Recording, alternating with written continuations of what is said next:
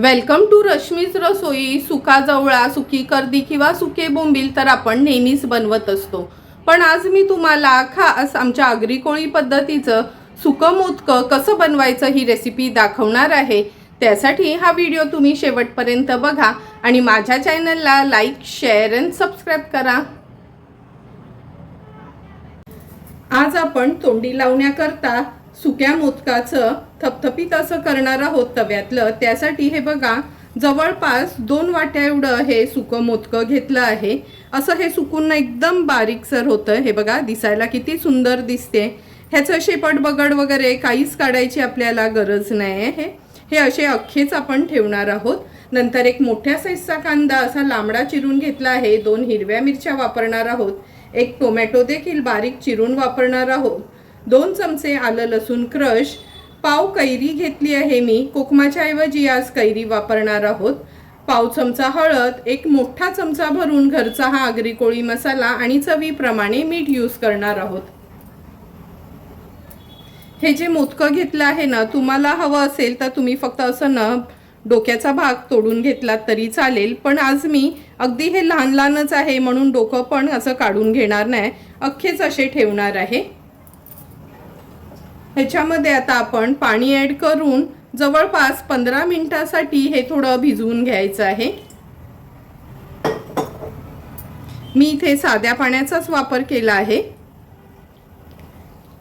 एक 15 मिनिटं हे मी असंच पाण्यामध्ये ठेवते। अगदी 10 ते 12 मिनिटातच मोदकं हे व्यवस्थित भिजलं गेलंय। आता जवळपास 3 ते 4 पाणी घेऊन मी स्वच्छ नळाखाली हे धुवून घेते। हे मोदकं व्यवस्थित आपण असं स्वच्छ धुवून घेतलं आहे। आता लगेचच कांद्यातलं मोदकं बनवायला सुरुवात करूया। तव्यातलं मोदकं बनवण्यासाठी गॅसवर आपण हा पॅन ठेवला आहे। ह्याच्यामध्ये 2 टेबलस्पून एवढं तेल घेणार आहोत।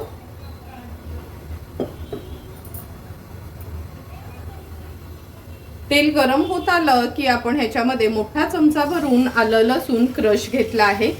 क्रश नसेल ना तर तुम्ही आलं लसूण अगदी बारीक चिरून वापरलं किंवा चेचून वापरलं तरी चालेल। आलं लसूण क्रश असं आपण तव्यामध्ये थोडंसं परतून घेतोय। आता आपण ह्याच्यामध्ये एक मोठ्या साईजचा कांदा आणि 2 हिरव्या मिरच्या चिरून घेतल्यात त्या ॲड करूया। गॅसची फ्लेम मीडियमवर ठेवून आपल्याला हा कांदा शिजवून घ्यायचा आहे। आज मी मुद्दामच असा लांबडाच कांदा कापून घेतला आहे, म्हणजे आपण कांदा भजीला कापतो ना तसाच हा कांदा आज आपण कापून घेतला आहे। कांदा व्यवस्थित शिजवून घेते। एक 2 मिनिटं झाले आहेत। कांदा पण बघा छान मऊ पडला आहे। आता गॅसची फ्लेम मी मीडियमवर करून घेते। तेलामध्ये आता आपण पाव चमचा हळद घालणार आहोत।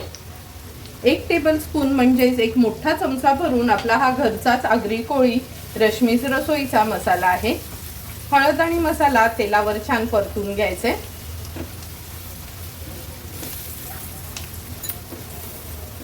परतून झालं की अगदी छोट्या साईजचाच टोमॅटो आपण बारीक चिरून घेतलाय तो ॲड करूया।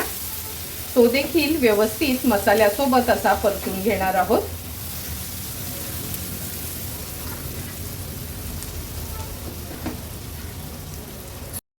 स्वच्छ केलेलं हे मोदकं देखील आपण ह्याच्यात ॲड करणार आहोत। थोडंही पाणी घालायचं नाही ह्या मोदकामध्ये।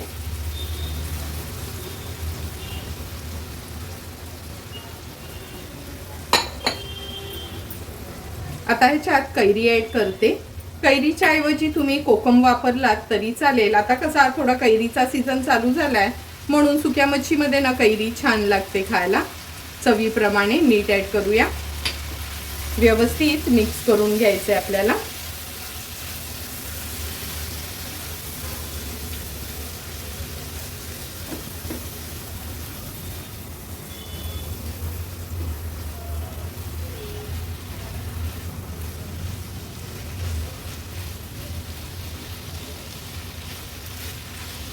व्यवस्थित आपण मिक्स करून घेतलं आहे।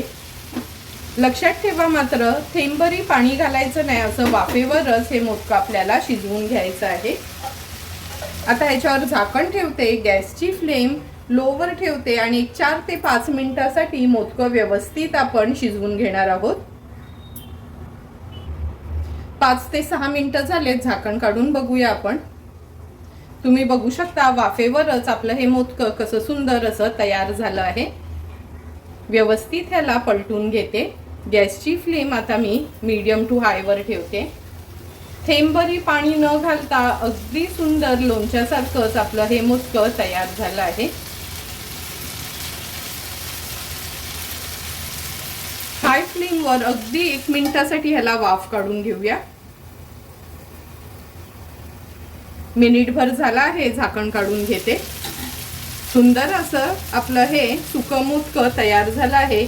थोडंसं कोथिंबीर ऍड करते आणि सर्व करण्यासाठी हे मोदकं आपलं रेडी आहे. सुंदर असं तयार झालेलं हे सुकं मोदकं आपण ह्या सर्विंग प्लेटमध्ये सर्व करून घेतोय. तुम्ही बघितलं असेल थेंबरी आपण पाण्याचा वापर केला नाही, अगदी झटपट असं हे मोदकं तयार झालं आहे.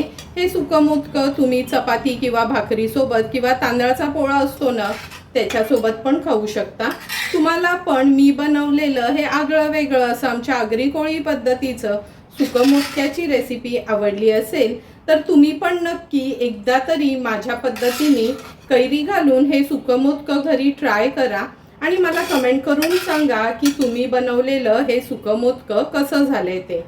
जर तुम्हाला मी बनवलेल्या ह्या सुकं मोदक्याचा व्हिडिओ आवडला असेल तर नक्की माझ्या चॅनलला तुम्ही लाईक, शेअर अँड सबस्क्राईब करा. Thank you for watching my video.